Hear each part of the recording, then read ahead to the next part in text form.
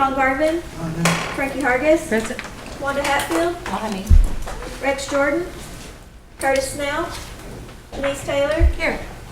David Thornton, Victoria Vasquez, Bonnie.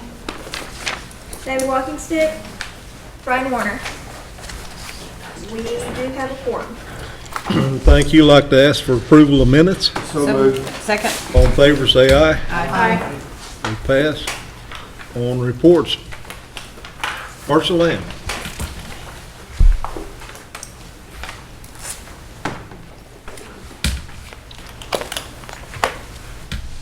Well, I know it's late in the day, but I have a 6-page report. No, All right. I really don't have anything new to report in Human Services that I haven't already gone to with, so if you have any questions. Any questions? Well, that was better than you thought, Marcia. Thank you. Don't forget the clothing vouchers going on this week. Okay. Or mine, the whole No, month. you can't go back. Okay, sorry. Frankie was first, then Wanda. Marcia, when is the veterans flight to DC? The Warrior flight, when will that We'll be be? meeting on it probably, if not this week, next week. So you haven't set dates yet? No. Okay, all right, thank And you. I know some of you have been sending me names, so I really appreciate that. Okay, thank you. Wanda? Oh, I'm sorry. The clothing voucher. Okay, if they are across the street from the Cherokee Nation jurisdiction, if they're an at-large, they're at-large.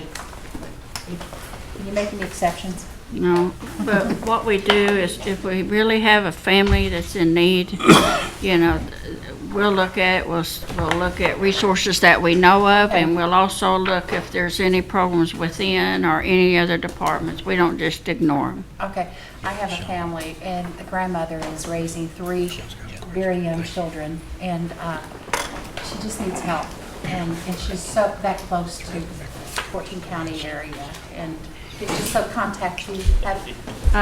If you'll send me the name and a contact number, we'll contact her. Okay, All righty? I appreciate it, Marcia. No problem. Thank you. Marcia, And Sean? thank you, sir. Marcia, had a young lady approach me today. Of course, I've thought this, a lot of people thought this, but we serve how many on the clothing vouchers? Oh. I think it was close to 2,000 last year. It was, 2,000. yeah, if you're talking each kid, families, I don't know. And has the income guideline ever been discussed, being raised? I get a few that's right there on the edge, and I've thought this before, that I'd like to see us, and I'm sure everybody here, take care of more kids, and I really think we got the resources to take care of more, but where would those discussions need to be had as far as raising it up? Do you have a amount in mind? I mean, you want it like 60%? Where are we or at something right like now that? on that, I believe it's poverty level plus 50, I believe. of the national Yeah. poverty level? So it's not just poverty level, it is, we try to serve those that really don't have any resources. That's always the target, and that was the intent of the program, but we'll always entertain anything. It's just that we have to look at who we served last year, and it's hard to guess those that become eligible, or, some go off because they age out, but there's always some that come on, so. It's kind of like the burial program. We can't predict. It's hard to predict, but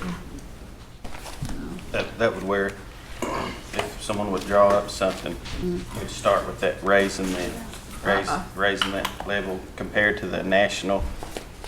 I'll send those information to all of you, just so you know. Thank you. All right. Thank you, sir. You're welcome. Any more questions? Thank you, Marcia. Appreciate it. Billy, how you doing? Doing well. Yeah. afternoon, council. Mr. Quarles couldn't be here today, so I'm filling in for him. Be happy to answer any questions. And Mr. Hood's here for Roads Department. If you have any questions, we have to answer them. Any questions? Phil? I have one, Billy, and I talked to Gary about it. Did he talk to you about it? Yes, Okay. yes. The PO's been issued to the contractor, and they were waiting on their permit at the end of last week, so it should be this week. Okay, good deal. Weather's not an excuse. Hopefully there's not gonna be a rain. No. Or we'll be pumping it again. Yeah. Thank you, buddy. You know, thank you, Bill. You bet. Thank Appreciate it. Gary Cooper. Good afternoon, council. Hope everyone had a good 4th. You have our report. I also have, I gave each of you a packet that you'll have, and it also has with it the Indian Housing Plan, which we'll go through a little bit later. And then on the very front of it, it just has about half of a PowerPoint presentation that I thought you might find a little bit helpful. That tells a little bit about what NAHASA is and some details. It's part of a longer presentation that we have that we'd be happy to do whenever y'all get ready to do orientation for new council members, or at any time y'all want to. Anyone who wants to do it, just let me know and we'll try to schedule something. But there's a couple of trainings that we can do, just like NAHASA basics or fundamentals or things of that nature. So I gave you that along with the Indian Housing Plan that we'll discuss a little bit later. I apologize for being late. HUD just got us the numbers, I think it was early Thursday morning that we needed so we could finalize that. Another thing that I wanted to be sure to mention is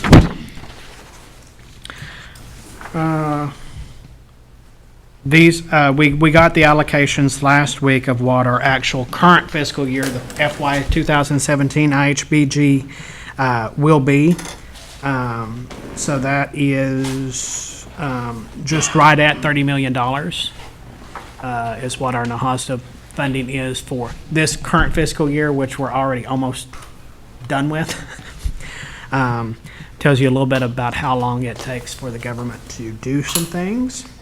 Our estimates for 2018, we don't have those, and they're not projected to be completed until at least September 6th.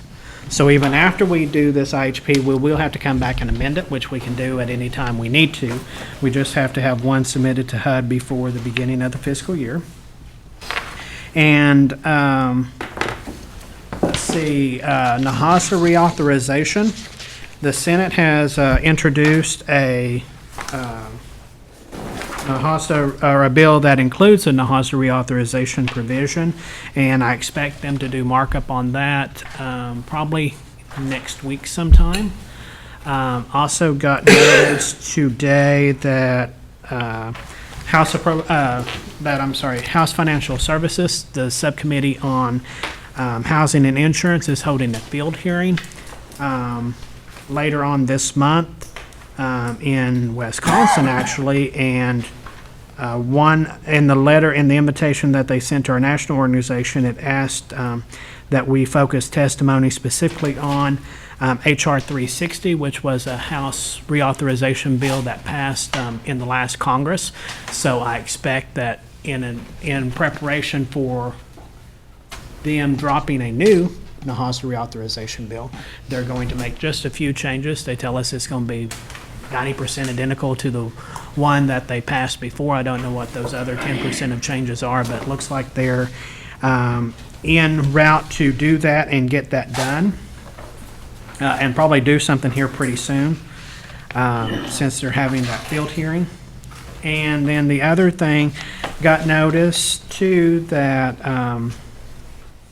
House Appropriations, the Subcommittee on Transportation, Housing, Urban Development, and Related Agencies, which is commonly referred to as THUD, is scheduled to do markup of their FY 2018 appropriations bill tomorrow night. So I'll be looking at that pretty closely to see what they say about housing programs, especially, I don't think it will happen. Hope it doesn't happen. Their staffers over at THUD tells us it's not going to happen. They follow the president's request, which is if they do, it's to cut ICDBG programs completely, and then to cut NAHASDA funding by $50 million, which would be a pretty major cut. One of the lowest levels in 20 years. Don't know that that will happen, but we will be following that closely. Makes it a little bit harder to do, and I think I mentioned this before to you, and I just wanted to tell you about it again. I did not bring copies for everyone because it's about 199 pages. It's a small book, but it's available online. If you'd like a link, I can certainly send it to you if you hadn't got it already. But earlier this year, HUD, their Office of Policy Development and Research, PD&R, released what is called a housing needs assessment. It's a comprehensive study of housing needs in Indian country, and it tells what we've already know, but it actually puts it in. It was a research study that was done, so it actually puts it, it has the data that backs it up. Tells, that home ownership is way down in Indian country compared to outside of Indian country, that housing conditions are at a lower rate in Indian country or substandard in Indian country compared to what they are in other places, so that there's a shortage of about 68,000 units across Indian country that is needed just to catch up. That's not to keep up with where we're going, that's just to get caught up, and a number of other things. So that makes it really tough for those appropriators sitting in both the House and the Senate to say we're going to slash Indian housing programs whenever we have this document here with all the research and data and everything that goes along with it that says there's all of this housing that is needed in Indian country just to get us to where we need to be. So just one of the things that I wanted to mention. Other than that, that's pretty much all I have till we go through the IHP a little bit later. But if you have any questions, I'll be happy to answer those for you. Any question for Gary? Sean? Garrett, we talked about this a few times. Sure. Like when they're asking about new construction, early on we were saying about 18 months with an acre. What's a good? It's really hard to say because we have so many people in Quine right now. I believe last time I checked, and I don't remember exactly what it is, but I think there was over 700 folks with land. So if you, that would be on average about 2 to 3 years wait time. At least, Right. at least, So just with that number. Now, that's folks who say they have land. realistically, right? Yeah. 18 months is a little shy now since we got so many. Sure, yeah, So since, yeah. 3 yeah. years. And there's sometimes that there's more people apply, and sometimes people say, oh, nope, I'm not 2 to interested 3 anymore, years and be drop off. safe. Yeah, it would be with that many people. All righty. Thank you, sir. You're welcome. Anyone else? Hartley? Gary, I tried to look at this before today, but I Sure. couldn't open it up. But like the section 5 on budgeting, Mm-hmm. can we look at that and then, so what's left on building new houses is about $26 million? No. Are we talking about the Indian Housing Plan? Yeah. There is nothing in the Indian Housing Plan that's related to our new home construction program. Okay. That is financed with the Section 184 loan guarantee. It is not, there is no NAHASDA funds tied to that. Oh, okay. I was looking at on section 5 on budgets there, Yep. and it looked like that total was 31 million. Total None of budget? that is in new construction? No. Okay, so it's going to go to section 184 loans then? Oh, okay. Yeah, all of the new home construction program is all financed by the 184 loan program.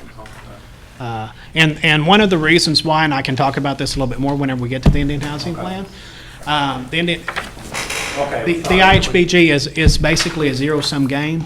If you take money from, if you want to put money in a program like building homes, you've got to take money from somewhere else. So where do you take that money from, and who gets who gets cut, what program gets cut. There's lots of programs that are funded through the Indian Housing Plan, rental assistance, family services and human services programs, and the list goes, and the list goes on and on. So where do you cut those from to do something with? So what we done, whenever we started talking about the new home construction, is do the 184. Yep. Yep. All right, I'm sorry, I didn't mean to get Oh, into no, this right now. no, that's no problem. I don't mind answering any questions I can. David? So, going back to the new construction homes, so why do we have to take money from other areas in the Indian Housing Plan if we're financing all of them through a Section 184? We don't. And what I was telling him is if we decided to do something with new construction, that is what we would have to do. And that is why we didn't do that whenever we looked at the new home construction program. That is not part of the NAHASTA budget. And it's for that very reason, it's why it's not. Well, I guess my question is if we're not having to pay for these houses, the new construction, since we're people's financing them through a Section 184. No, we are financing that. We are financing them. Okay. And then we're setting them up on a Section 184, and then they're taking over the financing? No. There are homes, we finance them, just like it was whenever we first started the program.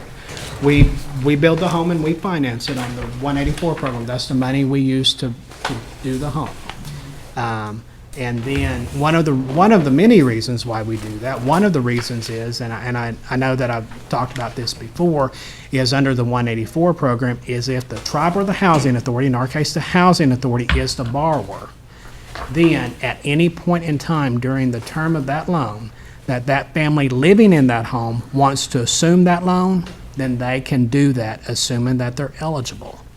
So they can assume that loan. That's one of the reasons why we use the 184 Do we have program. very many of those people that take that option?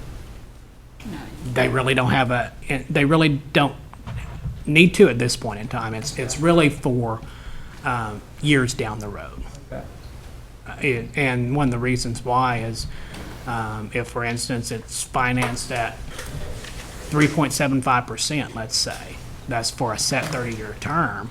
If mortgage rates get back to where they were, a number of years ago at 7-8%, 10 or 12 years down the road, that rate is locked in, and that family assumes it at the same terms that we do, that we had. What's restraining the housing authority from building more homes than what we're already building? Money. Okay. I mean, it's plain and simple, money is what does it. The 184 loan program is a loan guarantee program, is a revolving fund, and there's only so many dollars that are available every year for across the country to back. Those are government-backed loans, so there's not an endless supply of dollars. Okay. And so it's a coordinated effort between us as the borrower, the bank as the lender, and the government or HUD as the one who guarantees the loan. So the number of houses that you got put in this application right here are There's 0 in the application right there, new homes. The new homes have nothing to do with our NAHASTA programs. These are two totally separate programs. Yeah, and that's the way it's always been since we started the new home construction program. Yeah. Well, I knew Section 184. I guess in my mind I was sitting there thinking, if it's not costing us anything, then why are we building more homes and why is there a waiting list? Money. You know? Money's the biggest deal. So it's more or less we're putting up money to Phil's going to be borrowing more or less, and we're relying on the homeowner to, I guess, pay us back That's exactly what's happening. over a 25 or 30 year 30-year term. 30 year. Or at any time during that term if they want to assume that. And there's a number of reasons I'm why sure the someone would want percent's to the assume. same as the Section 184 setup, correct? It would be the same as the terms of the loan that we have Okay. today. So if you guys could let's say CMB could lend you guys some money, because eventually we're gonna be getting that money back. But if CMB was to loan you guys 20 million, you guys could put more houses with a guarantee you guys are gonna be getting that money back. Is that, that could, I mean, I guess theoretically, yeah, if anyone wanted to, if you wanted to pull money out of your pocket and loan it to us, we could do that, yeah. yeah. Okay, all right, thank you, Gary. Thank you, Chairman. You're welcome. Sean, you got a follow-up there. What was the deal on the C and B houses that went up just fast? There's some at Siloam, other places, aren't there? And Siloam, Roland, and West. What David was talking about made Ian. me think of that, you know, with C and B coming. Bottom line is that was fast houses for families. And that's really not you're not in charge of C and B, No. but We bought the homes after, we bought those homes after they were constructed. just looking at it simply, I mean, and I know you got the red tape and all the things you deal with, but just looking at it, when C and B got ready to build a house, well, God, they built it, you know, fast. And I kind of like that. Yeah. And kind of what David was getting at a little bit. I'd like to look at some of that if they could. That'd help you out, wouldn't it, on that new construction list? If C and B could lay out some money and. Well, I mean, I think the biggest question It's been there. done. I think I've seen 'em. I think the biggest question there is going to be, I mean, no different than the homes that we bought from C and B, is we still bought those homes from C and B. Those are still financed under 184. Nothing's changed on that end of it. I think it's on the front end of it is what you're talking about. We bought them. And I mean, you know, for every home we build, there's a loan guarantee that goes along with You it. said they're rotating. You was talking about there's just so many that 184. There's so much loan guarantee out Right. there. So And if you'll remember. even when you bought those from C and B, that took up some slots, if you Absolutely. will. Yeah, sure, absolutely. Yeah, if you may not have been around, I know some was, because I've gotten some calls before. I want to say it was about 2 or 3 years ago. There was actually a moratorium put in place from about January, I want to say January until about April or May of one year, because HUD had maxed out their loan guarantee. So no matter who built them, they still go on the rotating. None could be financed under the 184 program because they had exhausted the loan guarantee. At that point in time, they had to do some refiguring and some recalculating, and it took 4 or 5 months before they could open that program. Thank you, sir. Chief? Hey, Gary, the CNB built the homes, Housing Authority purchased the homes. What's the occupancy that we have in those homes that we purchased? I would have to go back and look. I don't know off the top of my head, and I would hate to quote you a number, but I would say it's somewhere in the 90%. Okay. There's a couple that are not occupied, and it's not, and a lot of the reason why it happens with a lot of programs that we have is as soon as we get someone, I mean, we have people ready to move in. I mean, literally ready to move in and decide, well, I've changed my mind, I don't want it, and they back out. So we have to go to the next family. Was that included in the everything. HOSTA No, plan? none of that is part of the That HOSA. has nothing to do with CNB? Two separate programs, Okay. totally separate. So we were trying to get innovative there and see if we couldn't build some homes and get our people in those in the short period of time. And not take any money away from programs that we already have in existence and we already operate. Okay. So it's basically starting up a new program. And where did your funds come from for for purchasing of these homes? that was through the 184 program, Okay. the loan guarantee program. Okay. And the loan guarantee program, the Section 184 program, is available to individuals. So if you wanted to go out and purchase a home as a Native American, you could. And I get a was on 184. board with the very first 184 purchase. Yep. One of our employees. Yep. Have we maxed out our line of credit on those loan guarantees, 184, back when we did all of this? I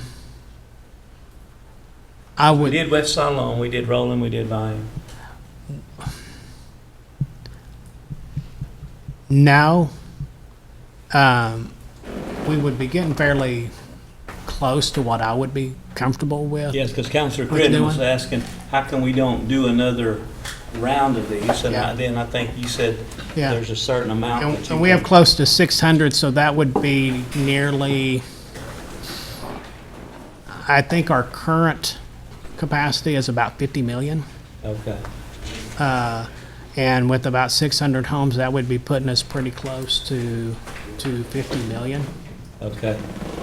I don't think that, and HUD's never said, well, if you go up to this amount, we won't approve anything else.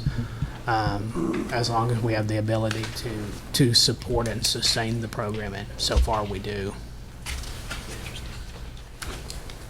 Okay, David? So, so the HUD money is the collateral for the Section 184, is No. that correct? No, no, It's not. no. Doesn't have, one has nothing to do with the other. Two totally separate programs.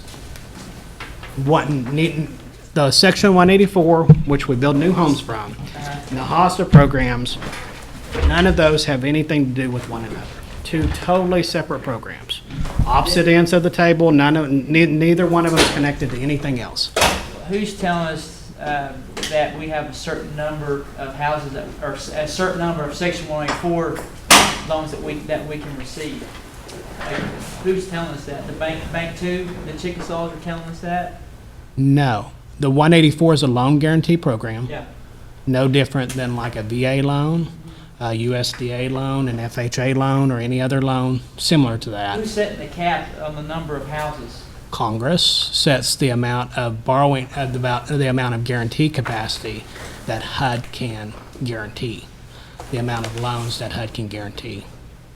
Yeah, and so the HUD's the collateral piece for the 184. The collateral piece is the homes that we have on the ground. Okay.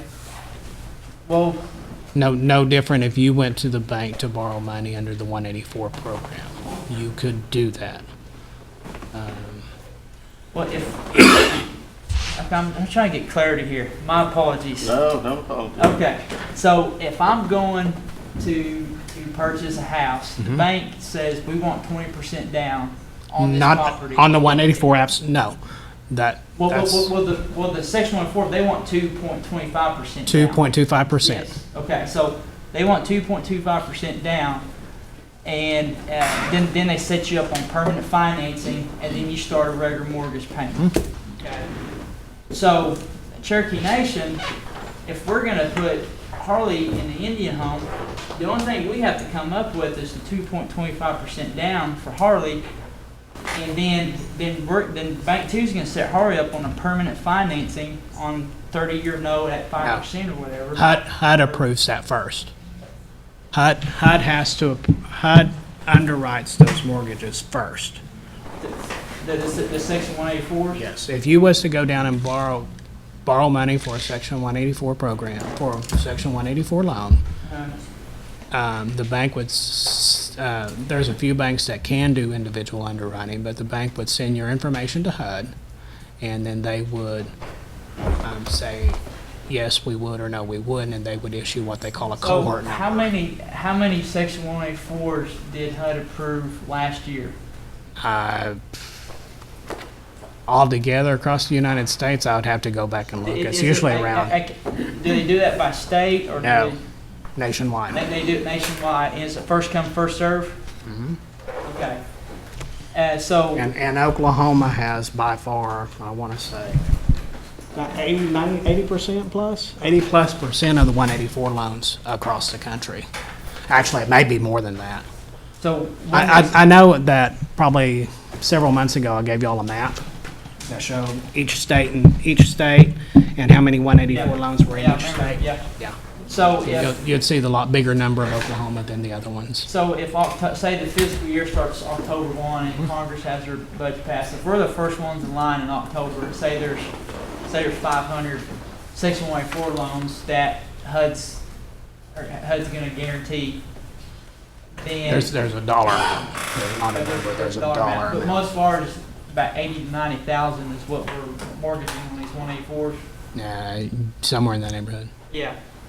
I'm just trying to think outside the box of how we could get more homes on the ground.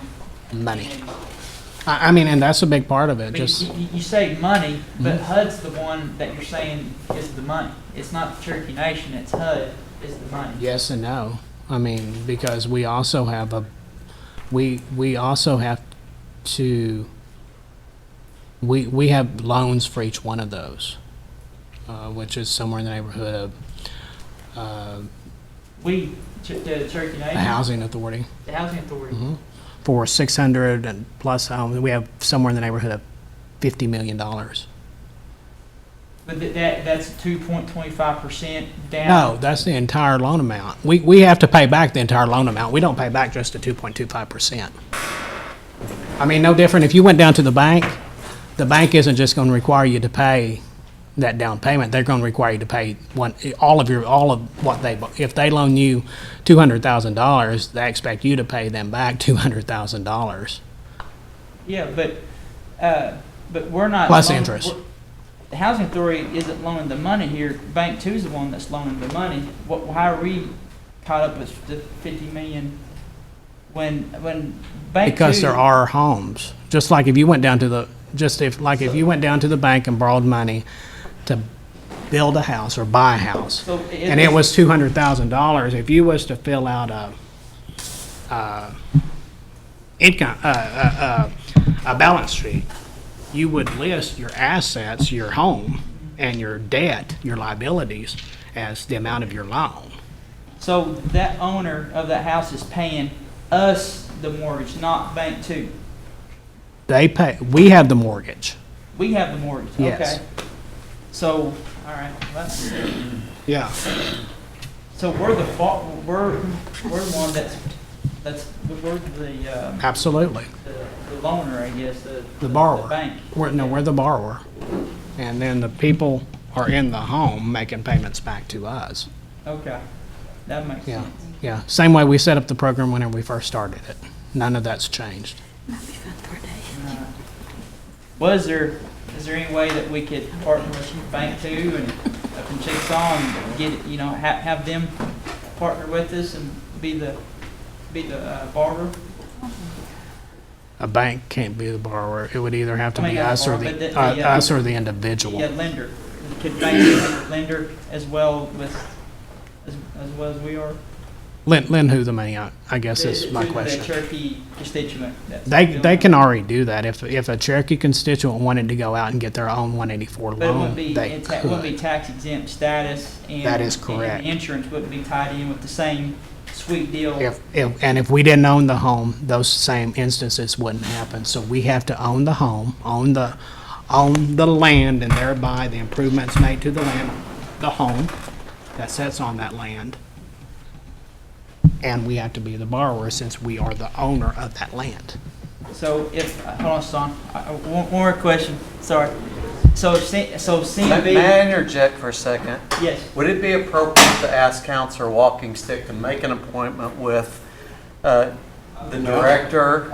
So that, well, that's fine. And then for all the folks who would like to do that, to sit down in a work group type of environment? Councilman Austin, are you familiar with this process? No, I want to learn more. Well, let's do it at committee.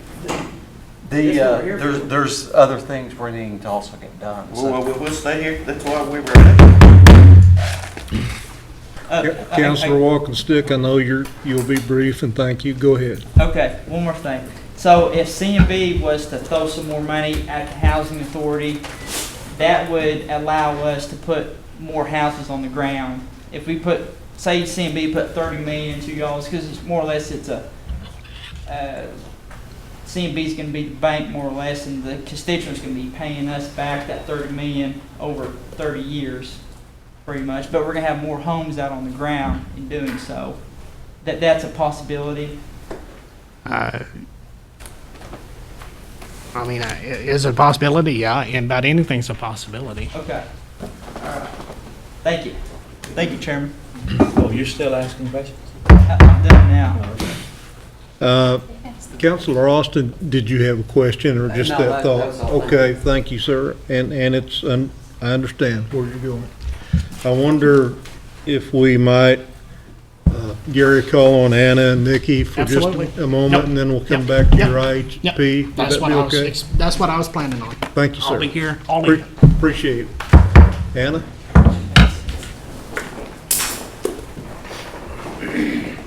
Good afternoon. Hey, Anna. You guys have a copy of my report, and I'm happy to answer any questions that you might have. I know Shay last month advised you guys that we've implemented stage 1 of our priority listing in our policies, and she sent that to you. We anticipate that we are still going to be able to try to fund everyone this year, but we're not 100% positive, so probably in September, if necessary, we'll be implementing stage 2, which will be geographic distribution, the areas with the districts with the least amount of MAP participants in them, according to the population, will receive they'll get priority on the funding. So other than that, I'm happy to answer any kind of questions that you might have. Any questions? Thank you, Anna. I will tell you that about 85% of the MAP participants get 184 loans as well. Really? I got one question. Oh, shoot, sorry. Really quick, though, this is a good idea.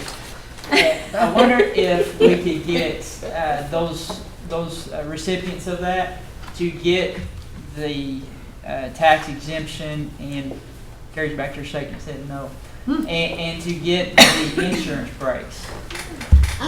No, a lot of them, well, not a lot of them. Some of them use the Amarant insurance for the property insurance as it is. So they're paying about the same kind of,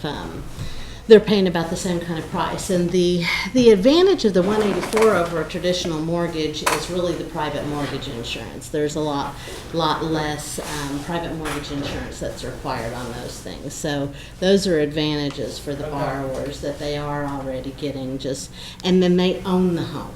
Yeah. You know, they're owning the home, where in the new construction program, the housing authority maintains ownership of the home and leases it out, lease to purchase to the tenants. Yeah, be good if you get a tax exemption on that thing, because if that property was in, say, Woodall or Briggs, that's going to be a big impact aid dollars that's going to go to that school district because it's in the tax exemption status, and we're not having to pay for it. The individual's paying for it. But Gary, could we put that under our rolls? No, he says no. Okay, all right, thank you. Thank you, Anna. Good try. That's a Mary Fallon question. Oh, yeah. Counselor. Yeah. Barry Hood, can you come and talk to us, please? Good afternoon. Afternoon. Billy had mentioned Michael's unable to be here today, so if you have any questions, I'll try to answer them. Any questions? Your report, what, you got one here, David. And this roads. This is Yep. Michael Lynn. Hey, Yep. they came and they milled Welland Road, and it done a world of difference on that road. That stuff is smooth now. My question is, since it's got the little lines off through it during the winter times and everything, when the snow gets on there, is it gonna mess that road up and tear it all up again, or? There's a possibility of it freezing, thawing. Actually, I haven't seen that project yet. I've been out on some sick leave, but they're supposed to maybe put some kind of surface on that and not leave it groove, because the grooves are really not good for motorcyclists either, so. Gotcha. So, Cliff Paul and them are thinking about going back over it again? That's the last word I heard, but I'm not sure when, so. Well, I'd say I drove it twice over the last week and it's smooth. Yeah, they said it made a big difference. It sure did. Thank you. Thank you, Chair. You're welcome. Thank you, Barry. Yeah, thank you. Appreciate it. Nikki?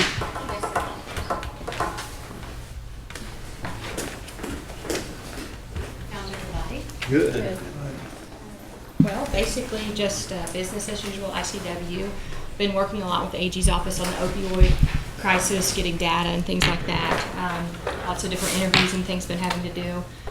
working on grant requirements, 4C, Title 4E, and Safe Babies. Again, just budgets, grant requirements, meeting with staff, making sure we're doing everything accordingly.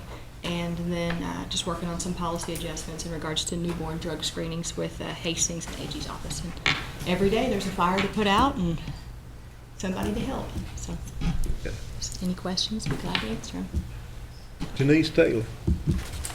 I have a question regarding when a child is in ICW foster home and the biological parent or parents of that child have existing warrants for their arrest. I'm told that ICW workers, even if they are aware of those warrants, continue to aid in visitation with those parents that have outstanding warrants. Just like if a citizen were to come to get help from Human Services, Career Services, we don't not help people because they have a warrant.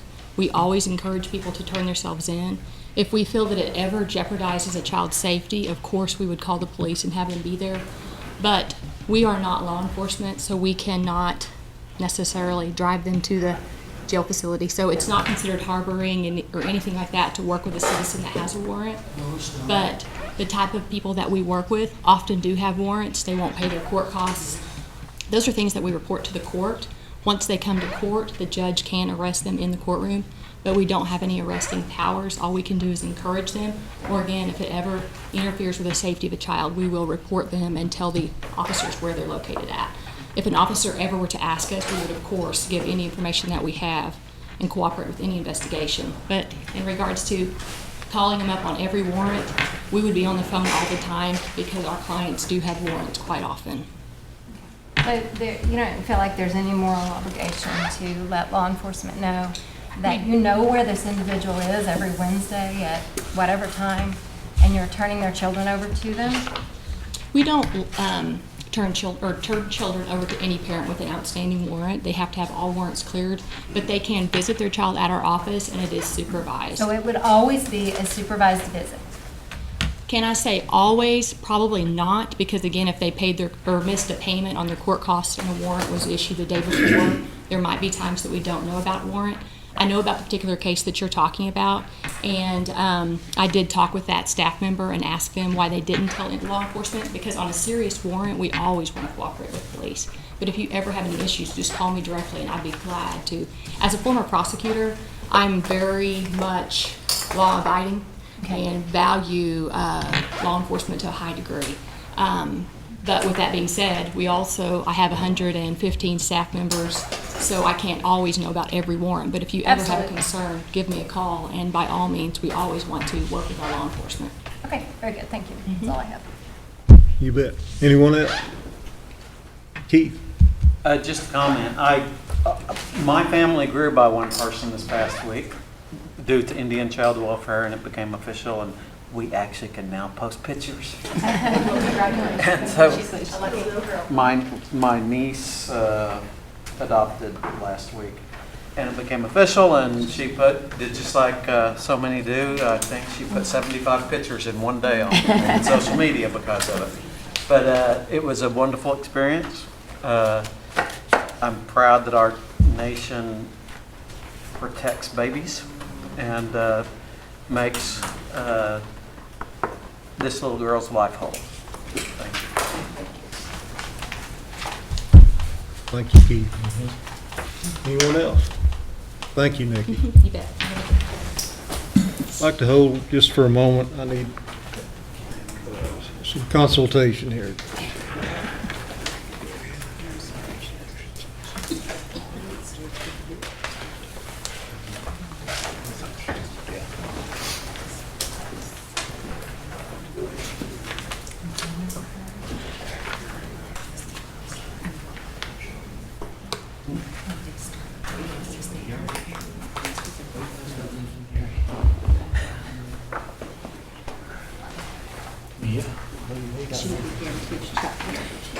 That's what he's asking. Do you still have a reward or something?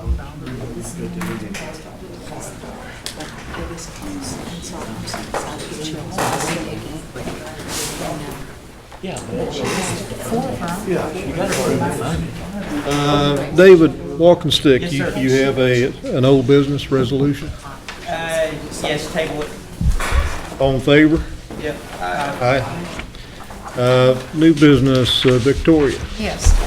This is a resolution authorizing the partnership between the Oklahoma State Department of Health and Cherokee Nation's Maternal, Infant, and Early Childhood Home Visiting Grant for the remainder of FY 2017 and FY 2018 to improve home visiting services for children and families. I move for its approval. Second. Okay, any discussion? All in favor, say aye. Aye. Ayes have it. Frankie Hargis, can you take the next one? This is a resolution approving and authorizing the submission of the fiscal year 2018 Indian Housing Plan to the U.S. Department of Housing and Urban Development. I move Second. to put this in motion and to move it to full council tonight. Okay. Victoria, did yours have to go to full council? I don't know, but we might as well I don't think that person's here. It's a grant, we might ought to. Can you Let's do. you agree to that? Who was your second? Yeah. Yes. Okay. We'll take Let's do that, take number one to full Thank you. council. And Gary, could you tell us what this is? Absolutely, sir. So in front of you, you have two things. The big thicker thing is the actual Indian Housing Plan. You'll hear us commonly refer to it as an IHP. It's basically a roadmap of how we plan to spend our NAHASDA dollars. You also have just a short summary presentation of what exactly it is that NAHASDA is. It tells a little bit about NAHASDA. It also gives you some historical information like the amount of funding since NAHASDA was first came into effect in 1999. NAHASDA, the Native American Housing Assistance and Self-Determination Act was actually passed in '96. The first year for appropriations was 1999. So it gives you a historical perspective of what appropriations has been, and it's pretty much been consistent for all of these years. It also gives you a little bit of information about what, just to keep up with inflation, from $1999 to $2017, what the amount of appropriations for NAHASDA should be. It should be somewhere in the neighborhood of $882 million and some change. Our FY17 appropriations was in the neighborhood of $654 million. So it tells you how big a gap there is there, and that's why, like I said earlier, there's that 68,000 unit shortage in Indian Country, and that's one of the reasons why. If you was to look at just Cherokee Nation's part of the money, we get this year our allocation for FY17 is right at $30 million. If we looked at what those dollar amounts were from $1999, it should be somewhere in the neighborhood of $37 million, just to keep up with inflation. So it has some information in there for you. Very last thing it has is a chart that tells you, and there's some historical data in there. Like since 1999, there has been 13 consolidated appropriations or omnibus bills passed, and then the remaining there were 6 continuing resolutions, so there hasn't been an actual budget that included NAHASDA or Indian housing programs through the regular budget process since this has been in place. It gives you a chart of what the number of days was from the actual beginning of the fiscal year to when the appropriations was actually signed into law. In our case, this year, it was May 4th. It still takes at least 60 days for that money to get out the door, so we just got our notification of what our part of that $654 million was right after the July 4th holiday. So you can see how big a time frame and how big a gap there is there. That's why we're talking about using our FY17 dollars in FY18, because if we was using FY17 dollars to fund fiscal year 17 programs, we would have had to close doors a long time ago. because we would still be waiting on our check to come in from the government in order to fund those programs. So that just gives you a little bit of history and a little bit about Nahasta. The actual Indian housing plan is here. Like I said earlier, this will have to be amended, and it can be amended at any time. It is required to be submitted to HUD every year. It's basically a roadmap that tells what we plan to do and how we plan to spend those monies. If you look back on the section that Councilman Buzzard had spoken about earlier, which is section 5, let me find the exact page for you. It will give the dollar amounts that goes along with it. It starts on page 66. And then if you want to look at the individual programs, those begin on page 67. And there are a number of programs in there. One of the things that you probably also heard me talk about before, and that you'll also know in this packet, is there's two parts to the formula, two parts to our Nahasta allocation. One part is our what's called FCAS, or Formula Current Assisted Stock Units. Those are units that we had before Nahasta went into place, what we commonly refer to as 1937 Housing Act units. Those would be our mutual help homes, those would be our low rent apartments, and those would also be our rental assistant vouchers. So those are programs that we have to fund, and that we get money to fund that. And then the other part of that is needs. Yes. May I make a suggestion? Absolutely. For the last few times that we've had new council members come on board, we've been very fortunate to have Diane Kelly do an orientation for us. I would be happy to be a part I of think this would be a good time to have not only new council members coming on board, but current sitting council members to get a brief narrative of what you do in the hostel, because it is a big deal. And actually, all we did to this evening was we just passed it for funding. That's it. We can always come back for amendments, correct? That's right, yes. Okay. And that's one of the main things that we need, is to pass it for funding. And this would allocate, let me give you that amount so you will have that. This would allocate 37 million and some change. Those are both in Nahasta, and there's a few non-Nahasta dollars that we have to account for in this IHP. Okay. Part of that, one of those programs is our VASH program. It's not a part of Nahasta, but we do have to account for it in this. So this authorizes us to begin spending Nahasta dollars at the beginning of the fiscal year. There are no new programs in this plan. These are all existing programs. Okay. And that's pretty much it. We will need to come back after we get those estimates for 2018 to... Were you involved in the last orientation? I was not, Hey, but I Gail, would be happy to. With Diane starts the orientation process with new council members and current council members. Yeah. Have Gary be included so we can get a better understanding of the Nahasta program. Hers is the program. It'll be the 16th. That morning from 9 to 12 is our orientation with them. And then from 1 So, to 4 or 5, and then the whole next day is executive branches, where she'll bring all the programs in here. I'll get with Diane to do that, Yeah. because I think it would be very Yes. beneficial Yeah, she'll have to do him that. included. Okay. I think that Janice had came to one of the early sessions we had where we actually had a trainer It was good. come in, and it gives a lot of detailed information because there's way too much Sure. to know about. And you hear me talk about different things, income limits, environmental reviews, things like that. That's all a part of this. Thank you, Mr. Chair. But I might ask for more time for him as well, because she wanted me to work the schedule with her. Okay. Yeah, and I'll visit with Diane and see how she wants to arrange it. Okay. Are you ready for questions or comments? Yes, yeah. Gary? Okay, any questions?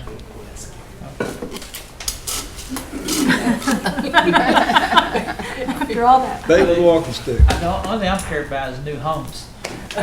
There's no new homes in this. They're not new homes, so that's a HUD, that's a HUD, That's a doesn't non, pertain that's a to non-Nahasta Nahasta. program. not a HUD program. One of a couple of things that we have to keep in mind whenever we are talking about NAHOSTA programs. There's income limits that are tied to NAHOSTA programs, and there's also environmental review requirements that are tied to NAHOSTA programs, along with a whole plethora of other red tape that comes along with it. But those are the two main deals. Good? Everybody good? All in favor, say aye. Aye. All opposed? Passes. Thank you, sir. Thank you all. Thank you, Gary. Any announcements? Next I want Billy meeting, Hicks not to leave. That's my announcement. tell who not to He's grabbing up leave. his Billy stuff. Hicks. Yeah, I want Billy Billy to stay a Hicks. minute. You're on, man, after this meeting. I talked to him yesterday. Motion to adjourn, Chairman. Second. Just a minute. This next meeting is tentatively scheduled for Tuesday, August 15th, 4 p.m. Aye. All in favor, say aye. Aye.